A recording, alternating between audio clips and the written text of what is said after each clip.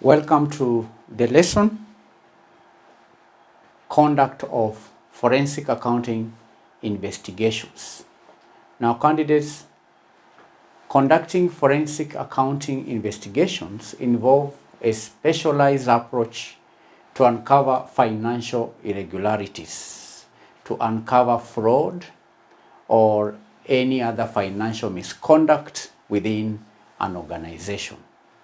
And the process typically includes 1, accepting the investigation, number 2, planning, number 3, evidence gathering, and lastly, reporting. So in our today's lesson, we are going to go through the 4 steps in more detail, beginning with accepting the investigation, accepting to carry out the investigation. So that's the first step. Accepting the investigation. Now, forensic accountants are usually engaged by organizations. They may be engaged by regulatory bodies or even legal professionals in order to conduct or investigate financial discrepancies or suspected fraudulent activities. Then the forensic accountant reviews the details of the case. After being invited to investigate a case, then the accountant reviews the details of the case, including the nature of allegations, the scope of the investigation, and any other objectives, specific objectives or requirements. So first of all, the forensic accountant is engaged. And the forensic accountant, I've said, may be engaged by organizations and may be engaged by regulatory bodies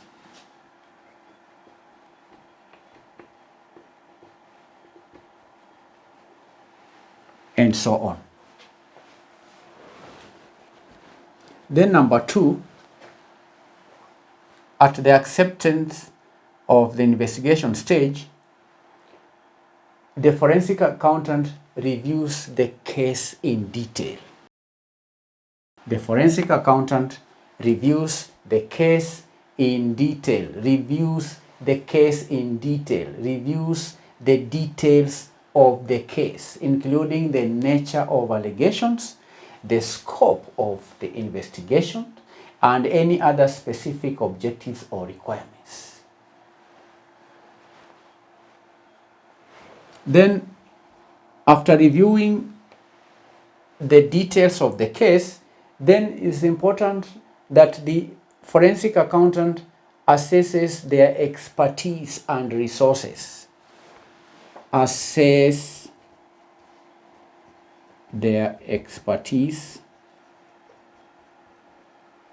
and resources. After the accountant has understood the details of the case, then the accountant needs to check if he or she has the expertise or resources required to undertake the investigation. Assess their expertise and resources to determine whether they have the necessary skills and capacity to handle the investigation effectively. The second step is planning. Planning the investigation. Once the forensic accountant accepts the case, they develop a comprehensive plan for conducting the investigation. Must come up with a plan. develop a comprehensive plan. Develops a comprehensive plan on how the case will be investigated. And candidates, the planning phase involves identifying the specific areas or transactions to be examined. It may also involve setting investigative objectives. It may involve establishing a timeline for completing the investigation.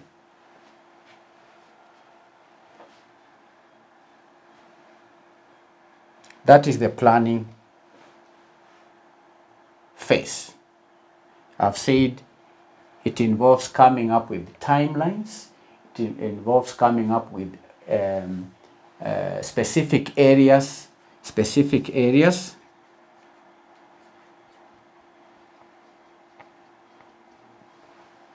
The plan may involve specific areas.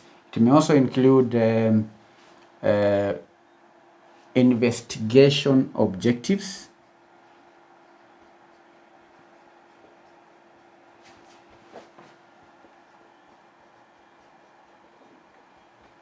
Timelines, etc. Timelines, etc. When is the case expected to be completed? There has to be timelines for completing the investigation.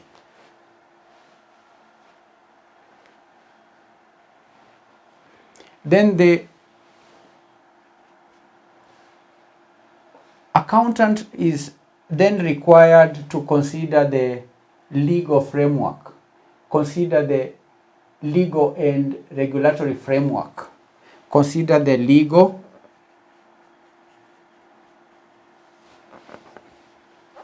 and regulatory. The forensic accountant should then consider the legal and regulatory framework relevant to the case, as well as any potential challenges or constraints that he or she may encounter during the investigation. Are there any constraints? Could there be legal constraints? So I should consider the regulatory and legal framework relevant to the case, as well as potential challenges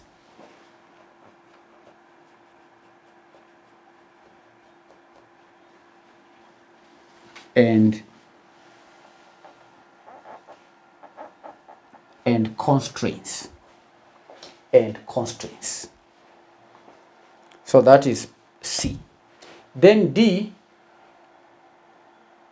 they then coordinate with relevant stakeholders such as the legal counsel or internal audit teams. Coordinate. Let me have it here. D, coordinate with other teams. They should coordinate with relevant stakeholders, coordinate with relevant stakeholders like legal counsel, the internal audit teams, to ensure alignment and cooperation throughout the process. Internal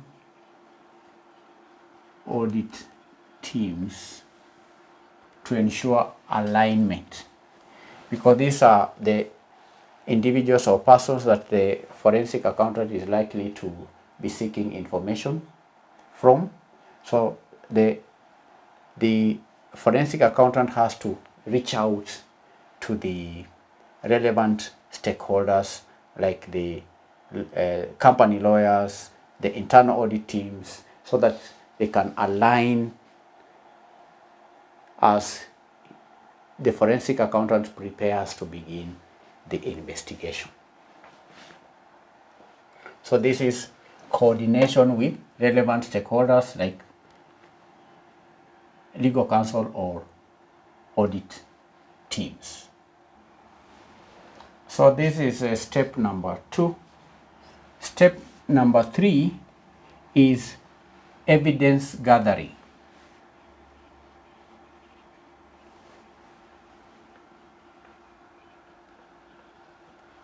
Evidence gathering. Now here the forensic accountant collects and analyzes financial data. A, collects and analyzes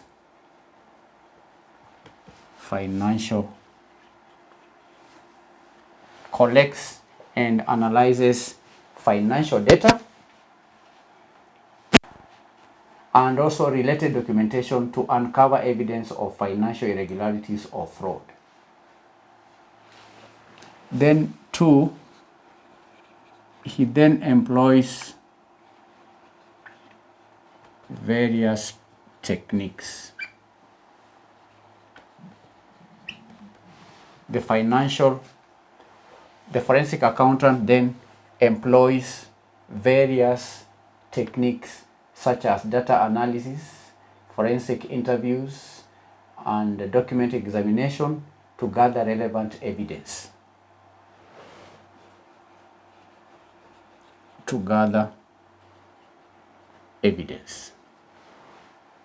Forensic interviews, data analysis, and so on.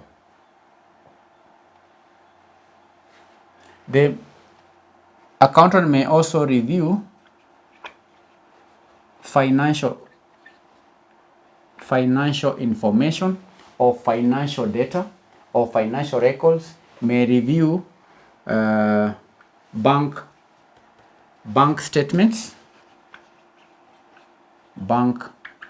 may review financial records, bank statements, may review bank statements, may also review invoices, may review contracts or other information relevant to the case in order to identify inconsistencies or hidden transactions or even indications of fraudulent activities. He may also use specialized tools. The forensic accountant D may use specialized tools and software to analyze large volumes of financial data. And software to analyze large volumes of data. Specialized tools or software to analyze large volumes of data. This software can also help in identifying trends, identifying patterns, and detecting anomalies. And doing what? And detecting anomalies. This is step number 3. Step number 1, step number 2, step number 3, evidence gathering. Then lastly, I'll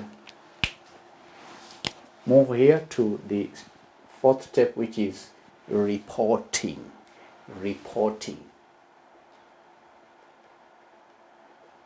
Reporting is the last step. Now, after gathering and analyzing the evidence, the forensic accountant then prepares a detailed report summarizing the findings. Prepares detailed report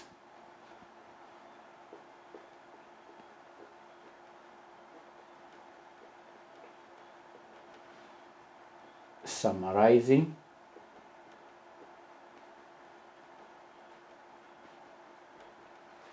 the detailed report then summarizes the findings. Okay? Summarizes the findings and also the conclusions.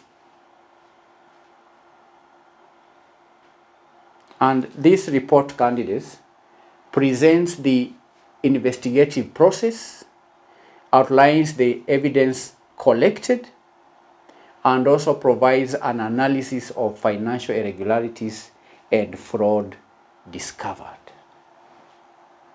So this report gives the details, presents the details of the investigative process,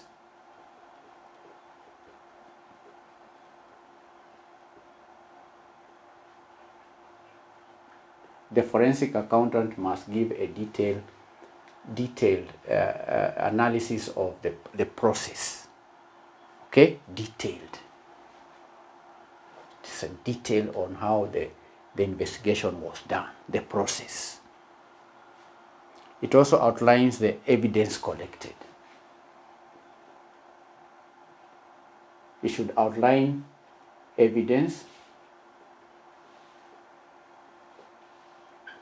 Supposed to outline, the report should outline the evidence that was collected and provides analysis of financial or fraud discovered.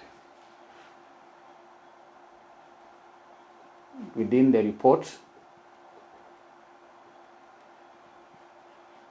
there has to be analysis of any financial irregularities or fraud discovered during the forensic audit. Do you understand? This report, again, even before investigative process, the report should outline the tools, description of methods used, description,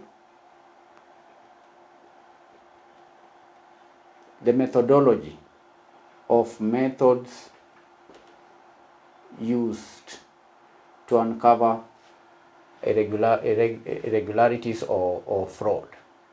Remember, we talked about softwares, tools, specialized tools, and so on. So that should be part of the report. A description of the methods used. There should also be description of any limitations. Did the accountant have any limitations when carrying out the investigation? And it could also include recommendations for remedial action or further steps.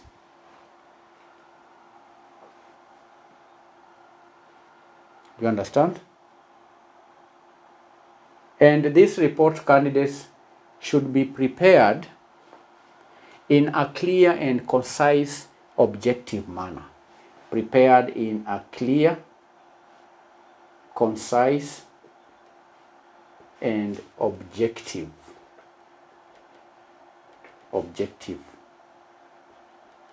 manner. This report should be clear, should be concise, and it ought to be objective.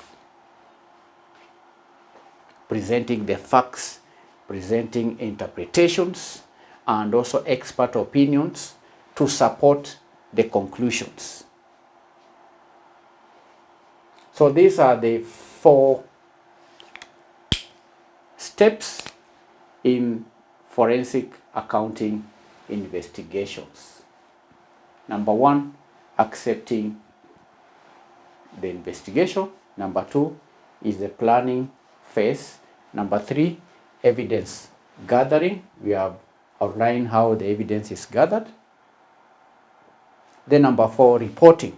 There has to be a report at the end of the investigation report. So is that clear, candidates? So that is forensic accounting investigations. And in closing, I need to say that forensic accounting investigations require expertise in accounting principles, require expertise in auditing, require expertise in financial analysis, may also require expertise in the knowledge of legal and regulatory frameworks, and so on. So the forensic accountant must adhere to professional standards, maintain objectivity and independence, and also ensure that ensure the confidentiality and integrity of the investigation process and findings. So thank you for attending the lesson. In our next session, we'll continue to study more about forensic auditing. Bye-bye.